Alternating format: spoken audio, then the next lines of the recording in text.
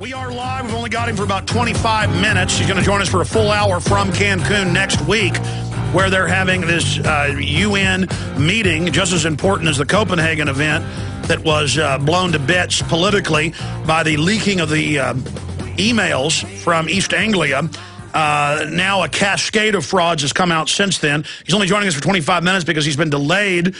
He is the deputy leader of the UK Independence Party, Lord Christopher Monckton. He's got to go to one of their events, so he's got to leave us early because of the tube strikes that hit London, with around 70% of the stations closed around the network. But he joins us to briefly, in hindsight, recap what happened last year, what's happened since then, and how important this new meeting is for the global neo-feudalistic socialist takeover of all infrastructure is that we face. And then I want to talk to Lord Monckton after he gives us a quick briefing on this, about the special climate change program to be discussed in Mexico, executive summary.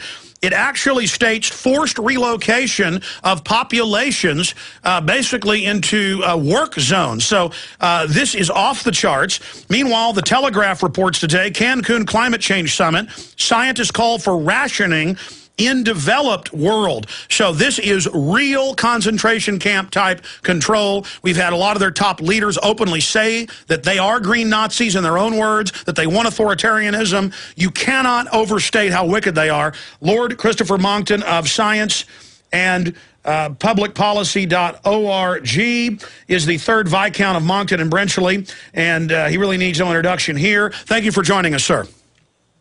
Well, Alex, as always, it's a great pleasure to be with you. And yes, you've just given a very good summary of some of the things that the usual suspects are trying to cook up at Cancun. And you will have seen over the last few weeks a certain amount of propaganda about how nobody expects very much of a result, etc., etc. They're talking it down, whereas they talked up Copenhagen. Well, they talked up Copenhagen, which was the climate conference this time last year, again intended to establish a world government treaty. That one failed utterly. So now they're trying to pretend that nothing very much is going to happen, when in fact they've been very quietly over the last year drafting an extremely detailed treaty under the supervision of the German government. There have been several meetings in Bonn, and so now they're ready to put that treaty to the leaders of the world and try to persuade them that they should back this treaty and go along with it. So Cancun could yet be the moment at which world government finally comes into place. And you're quite right.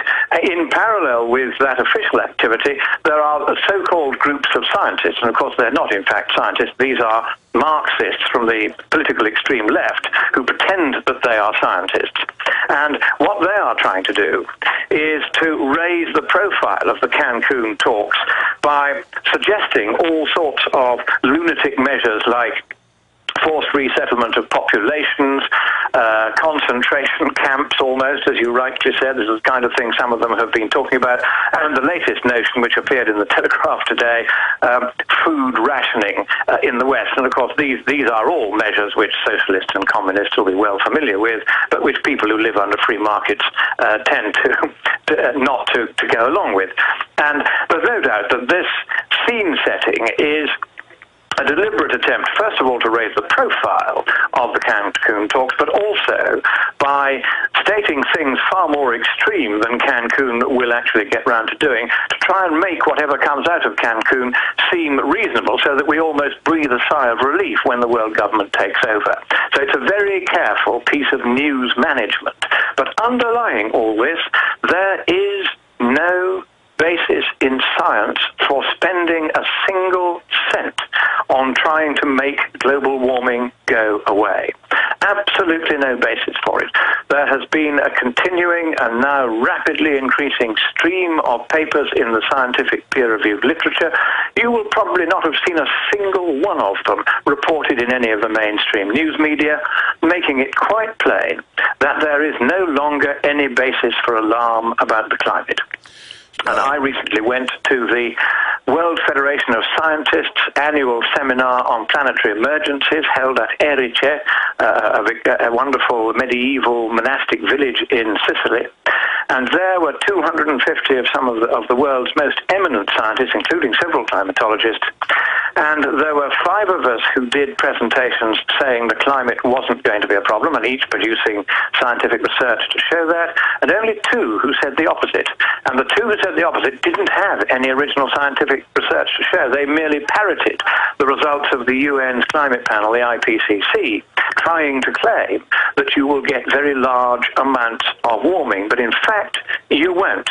I talked to Professor Richard Lindzen of MIT, who knows more about the atmosphere than anybody else alive, and I said to him, Richard, it's a very interesting conference, this, because here we've got a supposed, so-called consensus, which is actually against the consensus we're told exists in the outside world. I said, what's going on here? He said, it's very simple. Only a few dozen scientists and researchers worldwide have ever worked on the question, how much global warming will we get if we add CO2 to the atmosphere? All the rest are simply taking the figures they're given by the few who have worked it out, and they said if it's this figure, then it's all going to be terrible. Well, Lord Monckton, I mean, if I can interrupt for a moment, specifically, though, you are of the great field of people out there resisting this fraud and this tyranny, the most prominent, the most accurate, reading science and publicpolicy.org years ago, interviewing you extensively last year, where you laid out all of their specific frauds, their specific reports. They put out reports in mainline newspapers calling for your arrest. You called the glaciation issues in the Himalayas with precision that it was just a fraud made up. You called I mean, from A to Z, exactly what their fraud was. And now in the last year, we had the 1-year anniversary of the kickoff of ClimateGate just last week. It has all come out, but they've spun it with Pachauri in the New York Times saying, we're sorry, we got it wrong, it was a mistake. But we know it wasn't a mistake. It is a hoax of hoaxes for them to beat this drum that no scientist disagrees. There is a total consensus when we know the consensus is on the other side saying it's a fraud. So it would seem that they would have to be dead in the water, but they're not. California has passed the carbon tax. The city of Austin has passed it. Areas of Europe are engaging in it. Can you go over some of the frauds that have taken place and where you see this group of tyrants in their attempt to seize the global economy and set up their world government? I mean, who's winning the ball game? There's no doubt on the science, the tyrants have lost. That's why I say this key central point, which I will just finish because it's a very important one, is that of those who, this tiny few dozen who have worked on the question how much warming we get, the ones that do it by playing with Xbox 360s and PlayStations, and they do it on the, on sort of computer games, computer models, they are the ones that say we've got a problem, but they're not dealing with the real world. All the ones who do it as I do, by measurement and observation, and then thinking about what we've measured and observed, we are saying, no, there isn't a problem. Yes, you'll get some warming, but it simply won't be enough to worry about. And so far, it is we who are being proved right. The main fraud, which they still try to get away with, is that temperatures are rising at a terrible rate. And just earlier this year, I had a guy from the BBC on to me. He said, what questions would you put to Professor Jones at the University of East Anglia, right at the heart of this ClimateGate thing? He's the guy that was producing the sort of trumped-up temperature records for the world. And he was right at the heart of this conspiracy, and he was then saying, let's all destroy our data so nobody can check it. He was saying this in emails to some of his scientific colleagues, this extraordinary man. But he was then interviewed, because it all came out in public as a result of ClimateGate. And so the BBC put to him a question that I had given to him. I simply said, has there been any statistically significant warming since 1995?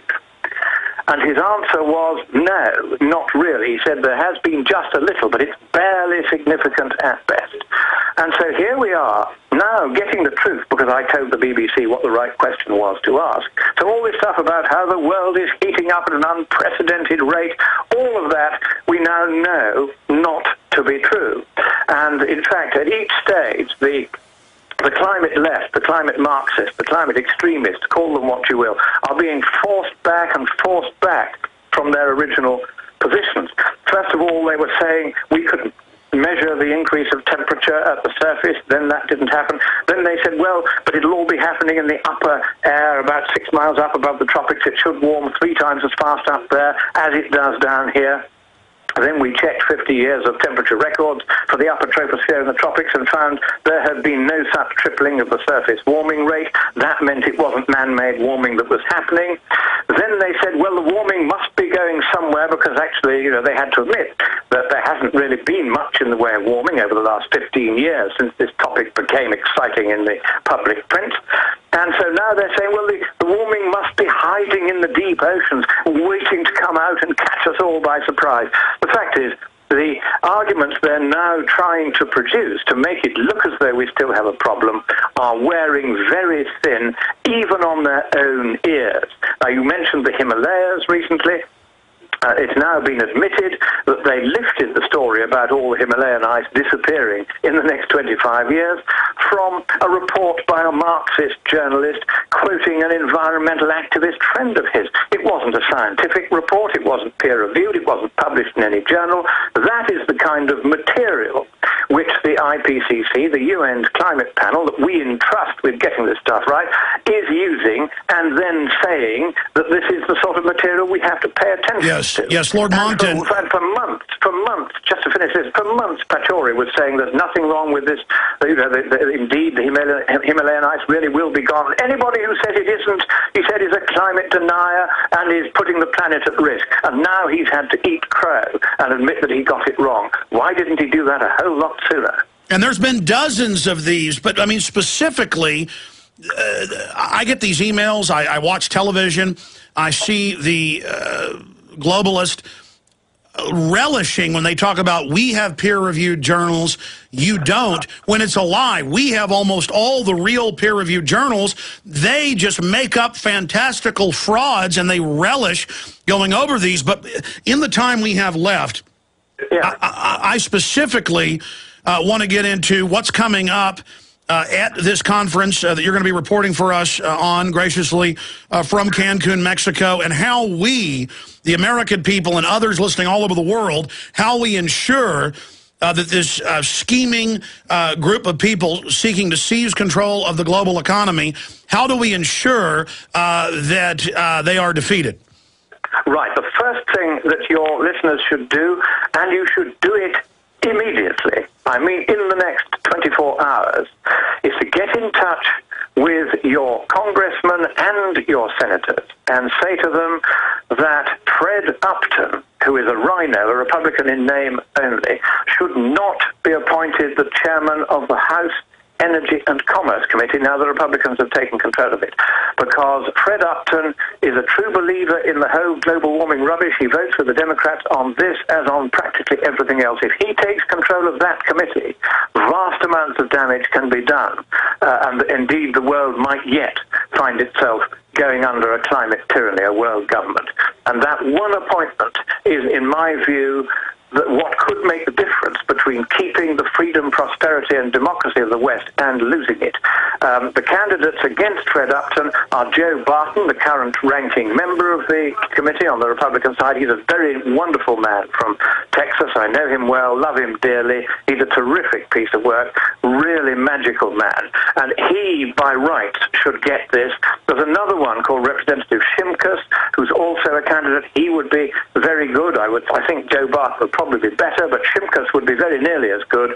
Either of those would be perfectly acceptable as chairman of that committee. But Fred Upton, who is not reflecting the opinion of the Republican Party on this or many other issues, he would be a disaster, and he might work with the Democrats to see to it that somehow we got Congress to start legislating in this area where at the moment it has failed to do so. So get on to your senators and your congressmen and tell them it mustn't be upped. It mustn't be upped. Also, the alternative media that's now beginning to displace the corporate prostitute media, we need to really report on what's coming up in the next 2 weeks. That's absolutely right, because the next thing is there is already a treaty in draft. It no longer contains quite such explicit and open admissions that they're trying to set up a world government as previous treaty drafts did. Nevertheless, it's now going to follow the approach that the EU took, the European Union. They did a little treaty here, a little treaty there, each one not adding too much to the one that previously happened. But by the time you've done 40 years of this, all our freedoms in Britain have gone.